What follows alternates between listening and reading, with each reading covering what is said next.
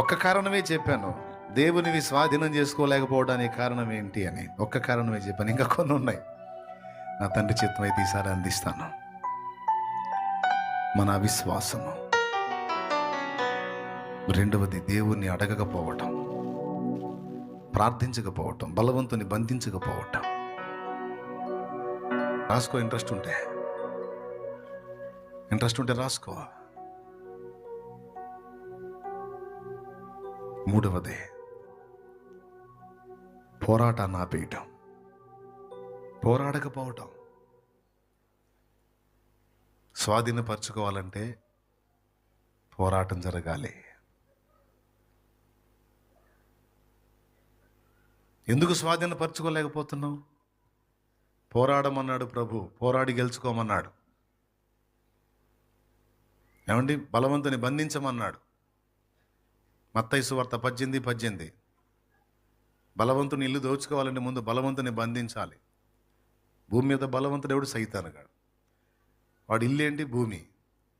భూమి మీద మనుషుల్ని వశపరుచుకొని ఉన్నాడు.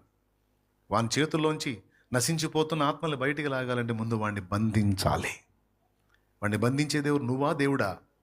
ఎస్. వాడి శక్తులను నిర్వీర్యం చేసి, వాని కార్యాలను నాశనం చేసి, వాడు కట్టిన కట్లు, మనుషుల మీద కట్టిన కట్లు తెంచి, వాడిని చేష్టలు అడిగేటట్టు చూస్తూ కూర్చోబెట్టేటువంటి శక్తి దేవునికి ఉంది. ఆ దేవునికి ప్రార్థించి, ప్రార్థనలో వాని శక్తులను బంధించడం ద్వారా నువ్వు వాటి గవిని స్వాధీనపరుచుకుంటావు. తెలుసా ఈ సంగతి నీకు?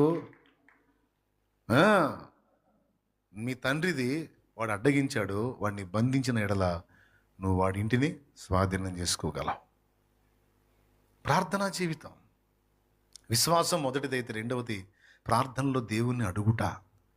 దేవుని అడుగుట, బలవంతుడని చెప్పుకుంటున్న సైతాను గాని బంధించుట, వాడి శక్తులను బంధించుట, వాడి దురాత్మల కార్యాలు బంధించుట, ప్రజల కొరకు మొర్రపెట్టుట, ఇంకా కార్యాల కొరకు మొర్రపెట్టుట. దేవునికి స్తోత్రం కలుగునుగాక. మూడవది పోరాడనందున. కొన్నిసార్లు పోరాడాల్సి వస్తుంది, అడుగేయాల్సి వస్తుంది, స్వాధీనానికి అడుగేయాల్సి వస్తుంది.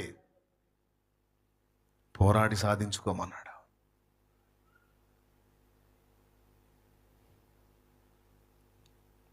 వివరిస్తాను దేవుని చిత్తమైతే ఈసారి. ఎప్పుడన్నా మెట్టికి ప్రార్థన చేస్తాను. తలలోంచి కళ్ళు మూయండి. ఇంకా ఇక్కడ ఉన్న వాళ్ళు ఎవరైనా బాప్తిస్మా పొందిన వాళ్ళు ఉన్నారా? పొందిన వాళ్ళందరూ చేతులు ఎత్తండి.